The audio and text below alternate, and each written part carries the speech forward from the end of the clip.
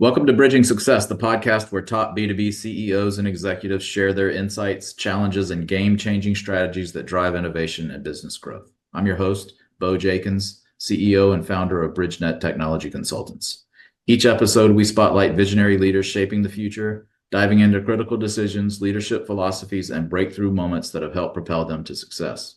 On this episode, I'm joined by Brett Swarts. Brett is the founder of Capital Gains Tax Solutions, where he helps high net worth individuals and business professionals solve capital gains tax deferral limitations by equipping them with the Deferred Sales Trust tool. Brett, welcome to the show. Bo, grateful to be here. Thank you for having me. Absolutely. Let's jump in. So you got quite a unique niche with the capital gains tax solutions. I'm sure you come across some complex tax scenarios in that delivery. Can you share a breakthrough moment when you realized that this is what you wanted to do, this is what you wanted to accomplish, and how that helps you transform financial outcomes for your clients? Yeah, it was for a kind of a disaster of the 2008 crash when I saw friends, family, and clients lose half or all of their wealth. And I think the moment came was in 2007. I met with a gentleman named Steve, married, couple kids, and had the big house and $50 billion worth of real estate. But the challenge was he had too much debt, not enough liquidity or diversification. He was focused on cash flow, but he didn't have a tax flow plan, in particular, a capital gains tax flow plan. And so the challenge was, his mistake was he couldn't get out when he wanted to because he was forced into this 1031 exchange to defer the tax. And I'm at Marcus and Millichap at the time, helping people buy and sell multifamily properties. And I'm thinking this is the 1031 is the end all be all. But he sat down at this coffee shop and he said, Brett, I'd love to sell, but I don't even know if I can find an exchange in time. And I don't even know if I can afford the debt because I have to replace the debt on my next transaction. And the market's red hot. Like, it's too high. I'm in a weird spot. His inaction over the next 3 years, he lost all of his wealth, all of his properties, bankruptcy, ends up getting a divorce, and ends up just a financial disaster. And I'm going, if there was a better way to have helped him solve his problem, to get out of debt, to diversify, still defer that capital gains tax without using a 1031 exchange, man, I've got to share this with people. And there is. And that's what I learned about this strategy in about 2009, about 2 years too late, if you will. I wish I would have known beforehand. And now it's like, I want to hopefully help people like Steve and those families, because guess what? He had two young boys. And when I grew up in the Bay Area of California, my parents had two young boys, myself and my brother. And then they got divorced when they had challenges, right? And I couldn't help but think that now Steve's not spending as much time with his father like my brother and I couldn't spend time with my father because we were with my mom 90% of the time. So these are the dynamics that are associated. When people say money fights and money problems, I think this is a real thing for divorce in America. It's a real thing for families breaking up and giving the ability to have freedom and impact with your time, your energy, your wealth. You have to have a tax flow mindset, a cash flow mindset, and the third one is a debt flow mindset. And that's what I want to help people with, help them get a little bit step closer to all three of those and combining them and leveraging them to make great decisions versus forced decisions. Cash flow, debt flow. What was the third one? So yeah, tax flow, cash, and debt flow. Yeah. And of course, cash flow associates some of those things, but most people, they really don't get laser focused on that capital gains tax flow. Is probably more specific what I mean by that, because that's what we focus on, capital gains tax solutions on the large exits. But yeah, those are the three seeing and investing in 3D when you have all three of those lined up. Talk to me about the current philosophy on capital gains tax, how that's evolved over the years, and how that evolution has shaped your current approach. Yeah, so the largest wealth transfer in the history of the planet is happening right now. It's about $100 trillion in the next 15 years by the baby boomers, passing 50% of the total wealth in America, high-end primary homes, businesses, private equity, and commercial real estate. And these are all illiquid assets that have massive appreciation, more than maybe we even know in the history of the planet. And so this huge piece of this wealth is transferring. And so the question is, will it be in the hands of the people, entrepreneurs, those who create jobs, those who make the difference and create housing and the housing crisis, or it'll be the hands of the government, which we know really quickly, no matter what side you vote for, are going to waste it away pretty quickly or just be very inefficient with it. And so we want to come alongside entrepreneurs, business owners, real estate owners, Bitcoin owners, and say, hey, how do we multiply your freedom and impact for your family? But also, how do you multiply freedom and impact by a movement of capital that fuels the growth of the economy, that fuels the growth of jobs? And that's the study of macroeconomics. And so my philosophy on capital gains tax is it is like the fuel, right? right? Or the oil that's under the ground, that if we can tap it, meaning we can help these transactions sell, harvest all of the oil coming out now, right? But instead of having to pay tax right away, we can defer it and then we can replant it. And that can create the jobs, create the momentum for this 100 trillion to literally change the world in a really positive way. That's what we're focused on.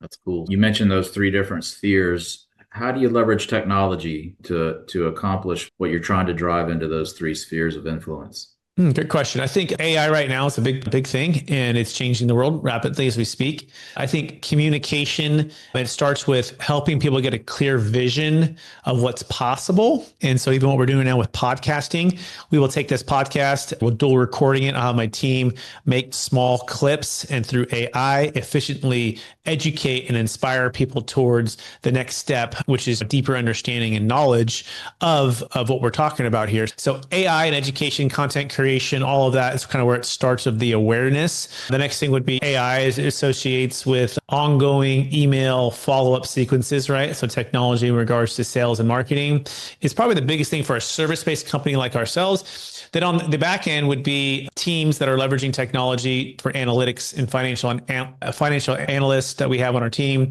that are using tools and technology to make sure that we're reporting clearly, budgeting, all of those things. So each team member has a different tech stuff. I think my most practical one is ChatGPT at this point, where I'm building agents and I'm building sequences and I'm teaching it how it can help me enhance my productivity. So those are some of the things that we're using for technology. That's cool. So take AI off the table. That's everybody's favorite answer, especially over the last 3 months. Before AI, what was let me ask you this. What was your biggest struggle with clients and technology, getting them to get you the data that you need in order to do the job? Or talk to me about that a little bit. I think with our particular business model, we're really good at real estate investments. And that means a lot of our clients are coming out of real estate businesses and they're placing stuff into real estate investments, private equity, right? And those APIs or those portals don't connect with something like a Schwab, right? So Charles Schwab will have all the tech and it's super clean, super easier interface, the security. And so we would have fragmented pieces of financial, basically portal and financial viewing, right? If that makes sense. Right. So they'd have to go to this portal for this one. They have to go to this one for this one. They go to Schwab for this one, this bank account for this thing. And it's a little bit fragmented. And so it's like getting all of them to come together in one place. That's been probably the biggest challenge that we have found when it comes to technology all connecting together. Have you been able to build an agent to help you with that consolidation? So we haven't built that yet. We've used some third-party stuff that's like the mint.com, which is no longer around, where it does grab and then you can manually put in X amount for certain assets that are just illiquid and static for a while because of real estate deals. And so it's like a portal, but it's not ideal. It is third party and it's pieced together, right? Which we don't want to do that. No, we haven't built it yet, but definitely would be open to seeing what that looks like. Cool. Yeah. On your introduction, I talked about the Deferred Sales Trust tool. Talk to me about that for a minute.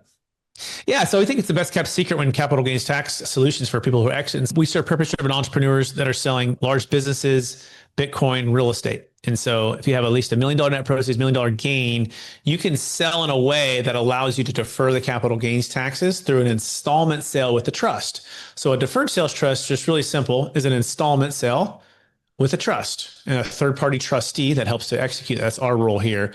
What that means, what's an installment sale? If Bo is selling his business for 10 million bucks, let's just say, right? Let's say he had no debt on it and had no basis. And let's say he would have had a $3 million tax bill.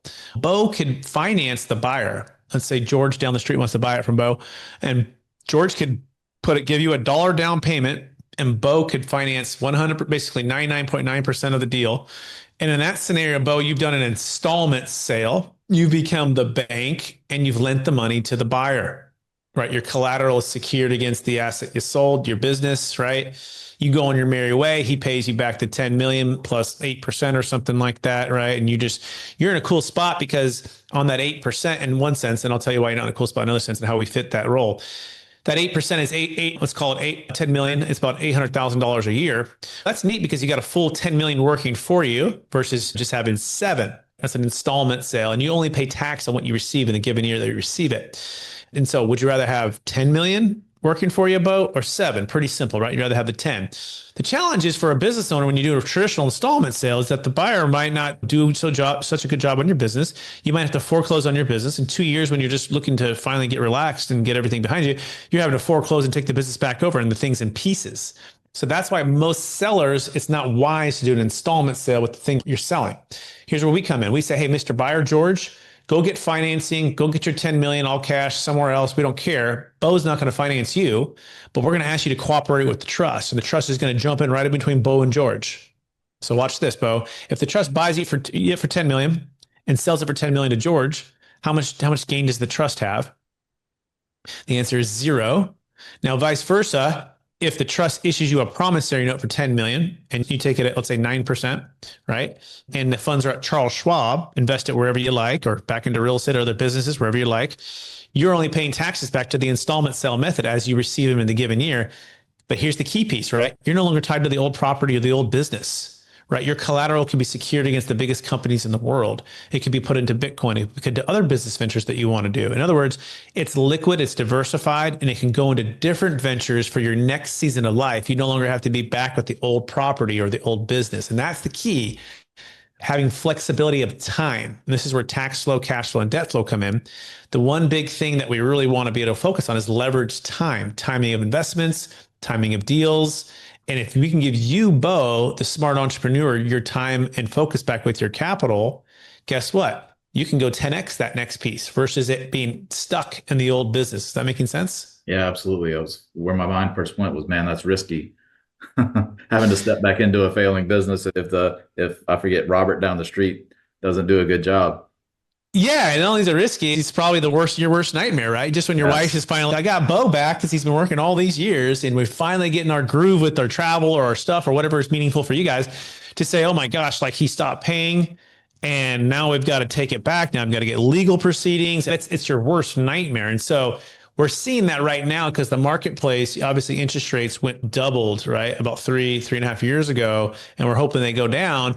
But if you didn't sell at that high, the market, you might be struggling to get your deal across the finish line. And this is where tax flow, cash flow, and debt flow come in.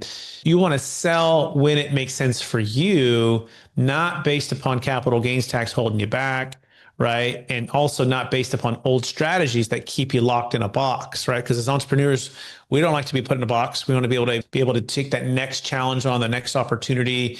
And that's what we provide. We multiply freedom and impact for people who are exiting highly appreciated assets. I love that. So you mentioned the pivotal moment at the beginning in 2008, the guy in the coffee shop. The downside of that story was that he lost everything. Can you think of a different story where, a before and after that's really inspiring, somebody that you've helped transform things for them through this methodology? 100%. We have clients all over the country with these stories, but I'll just maybe touch on one or two. So one client, they built a car wash in San Diego. They bought this land. If you've ever been to San Diego, they have the best tacos, best burritos. I went to school down there for basketball for a couple of years. But anyways, they had this old taco stand. They had like 2 acres of land, and the guy was making some money. They say, hey, Mr. Taco Stand guy, we're going to buy your land, but we're going to put your restaurant inside of our car wash, and we'll probably 3 or 4 extra business. He's like, sweet. I got air conditioning, the TV, and people will come get their car wash. They'll get the taco, the burrito. Great business model, right? And so that exploded. They built it all in for $4 million with the land. The value went to about $13 million, right? And so we helped them sell at the peak and then defer all their tax, pay off their debt, because guess what? They're developers who like to develop land when it makes sense, not buy something at 13 million. That's what the 1031 exchange forces you to do. If you sell for 13 million, you got to buy for 13 million and you got to replace your debt. And so why it was so transformational for them is because they're so used to just even not selling or overpaying for a property they don't really want. In this scenario, we paid off their debt, we diversified, and then some of the clients put money into some Bitcoin at 40,000 a coin. Guess what? We're over, I think, around 120,000 a coin right now. That's pretty cool. They diversified into some stocks, they diversified into some real estate debt, and they diversified diversify their wealth, and basically they unlock what's called truly passive income. And this is the transformation piece. And by the way, there was 4 partners on the deal. One just paid his tax, and the other 3 each had a trust set up to defer their part of the tax, right? So they're not commingled with each other. They don't have to be. They can do deals with each other, but they don't have to. Their risk tolerance in different stages of life. A lot of times partners must all stay together or they can't sell because of the tax issues. So they unlock what's called truly passive income. And we believe truly passive income is to your freedom and impact as compounding interest is to your money. And what it means is you're Kenny Chesney sitting on the beach. Bo, you're playing your guitar, no shoes, no shirt, no problem, right? And yet the glasses on, the hat, and you're just strumming your guitar. And this passive income is just showing up. It's durable, it's consistent, and it takes up none of your time and your energy or your stress.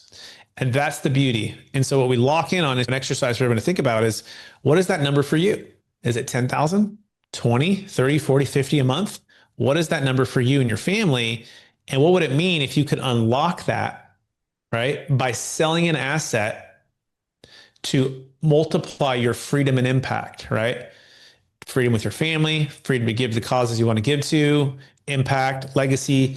That's the big picture here, right? And so this just gives these developers an opportunity not only to sell at the right time because they knew it wasn't smart to buy at a high market, they could sell and get on the sidelines, but then they have this truly passive income. It transformed their life. Like it just gives them so much more peace of mind, flexibility. And that's a great story from one of our clients out of San Diego. I love that. Tacos inside the car wash. Yeah. Making mailbox money. That's what I like to call it. Correct. Brett, I really appreciate our time today. As we wrap up, what's one thought that you want to leave, or a piece of advice that you want to leave with the audience, especially those that may be looking to innovate or transform their financial strategies? Yeah, I'd say number one is look at this. Look at your family mission, vision, values, right? We create our mission, vision, values for our companies as entrepreneurs and such. But have you created that for your family? And it really should start there. I've been going through with a coach for the last year, this concept, and sat down with David Green from Hobby Lobby and sat down with his attorney and how he's done it. He's given billions of dollars away. And what the best families do is they start with family mission, vision, values, and that becomes the centerpiece for wealth and true wealth to pass. Not just financial wealth and tax planning, but relational, spiritual, emotional, the culture of the family. And overall, that's the piece you should focus on before you get into all the tactical and technical. We got pretty technical on this call or this video or this podcast. But I would say if you haven't already, study and practice family mission, vision, values, implement those rhythms with your family, focus like a laser on that. And I think that'll serve you really well as your North Star where you're going with your wealth. Create a North Star for the family. I love it. Hey, Brett, what's the best way for people to find out more to reach you? Yeah, they can check out capitalgainstaxsolutions.com. And we have the brand new book. It's actually been out for a little while now, but it's Building a Capital Gains Tax Exit Plan. Still new to me because it's my only book I got right now. But Building a Capital Gains Tax Exit Plan. We have Kevin Harrington from Shark Tank in the book. And it's basically the proven playbook for unlocking your ideal wealth plan when selling any asset of any kind. Bitcoin, businesses, real estate, artwork, collectibles, and music rights. Anything you're selling, we can defer the capital gains tax. Here's the key. You got to set this thing up before you close escrow, and you got to get with this early. And so if you have a live deal of $1 million or greater, you can apply for a no-cost consultation at capitalgainstaxsolutions.com. That's capitalgainstaxsolutions.com. And if you want to follow me and my wife and 5 children and our homeschooling and our journey, you can find me on all the social medias. Just look up Brett Swarts or go to brettswarts.com. Brett, really appreciate it. Thanks for the time. Thanks.